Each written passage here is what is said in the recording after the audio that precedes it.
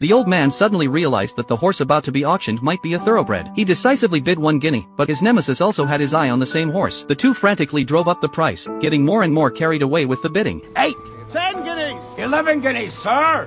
Shall we say 25? The old man gritted his teeth and bid 30 guineas. His nemesis chuckled unkindly. This horse was worth 10 guineas at most. The old man was full of regret immediately after winning the bid. He had originally intended to buy a horse that could plow fields, but ended up with this pampered thoroughbred instead. When he got home, his wife, upon learning the horse couldn't plow, told him to return it to the auction house, but his son refused to let him send it back. He too could see this horse was extraordinary and wanted to keep it for training. Won over by the father and son's pleading looks, the mother reluctantly agreed to let the horse stay, but only gave the son 1 month to train it. If it still couldn't work the land by then, she would sell it. But this horse was extremely irritable and wouldn't allow the boy named Albert to get close to it at all. Albert had to turn his back and slowly approach him. With no direct face-to-face pressure, the horse finally let down its guard toward Albert. He named the horse Joey, then took him up the mountain to begin formal training. He told Joey to stay where he was. Unexpectedly, after only 2 practice tries, he stayed put without moving. Albert then whistled from a distance, signaling him to come running. But Joey didn't understand what Albert wanted. Albert returned to Joey's side, gently conveyed his intention, then ran off again and whistled once more. This time, Joey seemed to understand. He turned and galloped straight toward Albert. A horse with such intelligence was rare in the world. From then on, no matter where Albert whistled, Joey would run to him. Even when Albert hid up in a tree, Joey could find him. But good times never last. His father's nemesis happened to be their landlord. He had come to collect the rent on their land, but Albert's family could only scrape together 15 guineas. His father refused to bow to the man, so he promised to use Joey to cultivate a plot of wasteland, and the entire harvest would belong to the landlord. But the landlord still held a grudge over the auction bidding. If crops still weren't planted on that wasteland by October, he would take both their house and Joey. Humiliated, the father went to the stable and forcibly harnessed Joey, but it was still too early for Joey to do farm work. In their struggle, Joey kicked his father to the ground. His father instantly lost his temper, grabbed his hunting rifle, and was about to shoot Joey. Albert rushed to block him, shielding Joey with his own body, swearing that he could teach Joey to plow. In the end, his father calmed down and agreed to let Albert try again in the stable. Albert first put the harness on his own head, then slowly approached Joey. Joey seemed to understand Albert's intention and docilely accepted the harness. Then Albert took him to a plot of wasteland. But no matter how Albert commanded, Joey wouldn't move. The landlord came by to mock Albert for overestimating himself. With no other choice, Albert whipped Joey. Joey, in pain, dragged Albert and charged toward the fence. As more and more neighbors gathered to watch, even though Albert refused to admit he was a laughingstock, after hours of struggle, he had gotten nowhere. Soon, heavy rain dispersed the crowd, but it also brought Albert new hope. Soaked by the rain, the soil gradually softened. This was their perfect chance to cultivate the wasteland. He went to Joey and conveyed the message. Their family's fate rested entirely on Joey. With Albert's command, the plow blade sank into the earth like hope itself. They worked harder and harder against the rain. Even when they encountered solid rock, Joey split it in two. Hearing the commotion, the neighbors all turned back, gathering to witness this thoroughbred plowing the land. Only the landlord was displeased. By the time the rain stopped and skies cleared, Albert was slumped on the ground, unable to stand. The skin on his back rubbed raw. His mother offered him liquor to dull the pain, but Albert refused outright. His father had been a drunkard for years. Albert had never seen him sober as a child. His mother didn't argue, just silently pulled out a wrapped bundle. It turned out his father had once been a non-commissioned officer in the Royal Cavalry. He hated war but had to fight for his country, so he used alcohol to escape his memories. In that moment, Albert truly understood his father for the first time. He vowed to make his father proud, to restore the honor of the cavalry. He trained Joey's speed relentlessly, until Joey could outrun an automobile. But a torrential rain shattered their happiness. All the turnips in their field were destroyed. To keep his promise of paying the October rent, Albert's father had no choice but to sell Joey. In the end, Joey was sold to an officer for 30 guineas. When Albert arrived at the market, the deal was already done. Albert begged the officer not to take Joey, or offered to go to the battlefield with him, but Albert wasn't yet 18, too young to enlist. The officer said regretfully that Joey was worth far more than 30 guineas, so he would consider Joey as rented. If he survived the war and returned alive, he would personally bring Joey back to Albert. Forced to agree,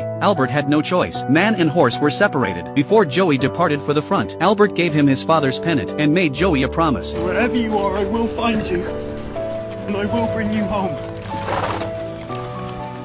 On Joey's first day at the military camp, he was challenged by the owner of a black horse nearby. He mocked Joey as all show, unfit for the cavalry. The officer disagreed and decided to hold a race. This black horse, named Warrior, was the camp's fastest charger. He quickly left Joey behind, but as the officer cheered him on, Joey suddenly accelerated. First the two horses ran neck and neck, then Joey pulled half a length ahead, and finally he won the race. Warrior's owner remained unimpressed, but Joey and Warrior developed a mutual respect, forging a deep friendship. In 1914, the cavalry entered France. The commanders planned a surprise attack on the Germans, but the enemy outnumbered them 3-1. He couldn't guarantee Joey would survive. To spare his owner grief, he mailed Albert a drawing of Joey, then hoisted the crimson pennant, and charged the enemy without hesitation. Hundreds of warhorses galloped through the reeds. Some enemies were caught off guard before they could react. Overwhelmed by the cavalry's assault, the enemy fled into the woods. Burning with bloodlust, the commander ordered pursuit, not realizing the enemy had left traps in the forest. Sabers against firearms. The outcome was inevitable, but the cavalrymen showed no fear, charging forward unafraid of death, defending the cavalry's last honor with their lives. In the end, the entire cavalry unit was annihilated. Startled, Joey raced wildly through the woods, desperate to return to Albert, but was captured by approaching enemy forces. At their camp, he encountered Warrior again, but since the Germans were a mechanized unit, the commanding officer ordered all captured horses shot. Fortunately, a kind-hearted soldier intervened. He persuaded the officer to let Joey and Warrior transport supplies instead, but Warrior stubbornly refused to wear farming harnesses. Just as the soldier was at a loss, Joey approached him and voluntarily demonstrated for Warrior. This time, Warrior didn't refuse, docilely accepting the harness. The soldier was astonished. Joey could actually understand human intentions. Noticing a flag tied to Joey, the soldier immediately removed and kept it, hoping to find Joey's owner through it. Back home, Albert received a letter from the officer, but sadly, he had already passed away. Albert made a decision in his heart. He would enlist and go to the front to fulfill his promise to Joey, but the front lines were hell on earth, with near certain death. The soldier who saved Joey, skilled with horses, remained in the logistics unit, but his brother, barely 14, was ordered to the front. Under the gears of the war machine, individual lives meant nothing, but had promised their mother to protect his brother. The soldier took Joey and Warrior and fled with his brother, deserting from the marching troops, but they were young and didn't know desertion was a capital offense. That very night, they were caught. The brother still couldn't keep his promise to their mother. A slowly turning windmill obscured the moment of their execution. Joey and Warrior returned to the army, but this time they drew the worst detail. Ordered to haul heavy artillery up a mountain. Midway, one horse collapsed under the strain. The officer shot it on the spot, then ordered Warrior to take its place. But the medic knew Warrior's ankle was injured. Hauling artillery would surely kill him. The officer told the medic to have no pity. Human lives were worthless on the battlefield, let alone these animals. Suddenly, Joey broke free from his handler, voluntarily taking Warrior's place pulling the artillery. Fate never gave him a moment's respite, but to save his only friend, he had to reach the mountaintop. This inexplicable courage carried Joey through his task. The artillery was loaded and fired, and Albert, now enlisted, was nearby. This was the closest they had been since their separation. Albert put his valuables in a bucket. Out of ammunition, they were going over the top with bayonets, but then he retrieved Joey's portrait. At the whistle, soldiers charged through hails of bullets. The battlefield was a magnifying glass on humanity. Some charged fearlessly toward death, others cowered and deserted. But when they stormed the enemy trench, they saw soldiers who hadn't been shot, yet lay dead wearing gas masks. One soldier suddenly realized what was coming.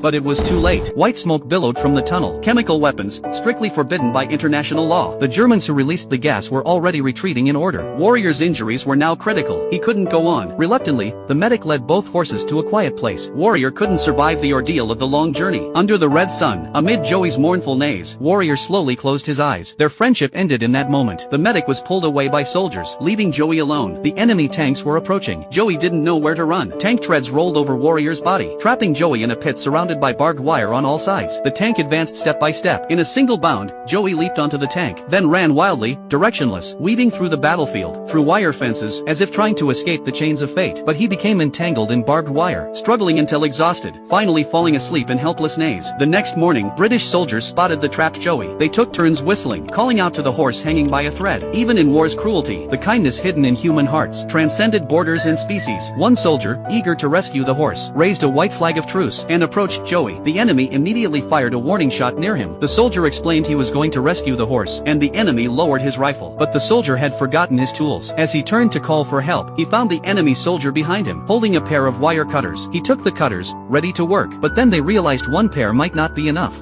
We need more wire cutters!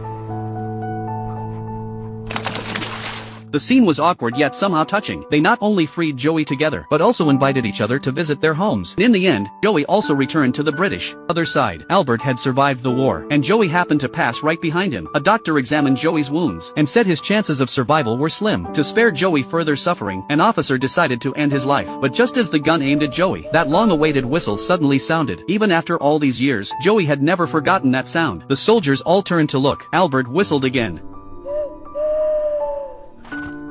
Hearing it, Joey neighed and ran toward Albert. After so many years of hardship, they were finally reunited. But the doctor didn't believe Joey was Albert's, calling him just a stray battlefield horse. Though Albert's eyes were covered, he still described Joey's features. The doctor examined Joey and noted his hooves weren't white. Albert asked a soldier to bring a bucket of water and wash the mud from Joey's hooves, for white hooves instantly emerged, and the mark on his forehead matched perfectly. Albert was a war hero. The doctor promised to do everything to save Joey, but just as Joey recovered, Albert received sudden orders from his superiors. Only officers had the right to bring their own war horses home. Joey would be auctioned off. Albert walked out of the stable dejectedly, only to find all the soldiers waiting for him. His comrades already knew Joey's story well. They had pooled together 29 guineas to help Albert buy Joey, but at the auction, a butcher kept raising the bid, driving it up to 30 guineas, far beyond what Albert could afford. Just then, a voice rang out. 100 pounds.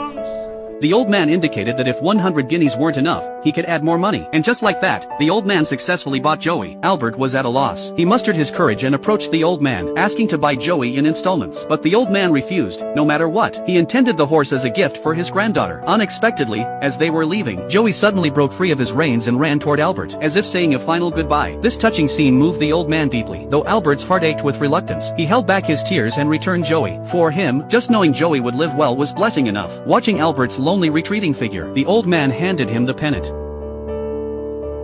Thank you ever so much for this, sir. And this.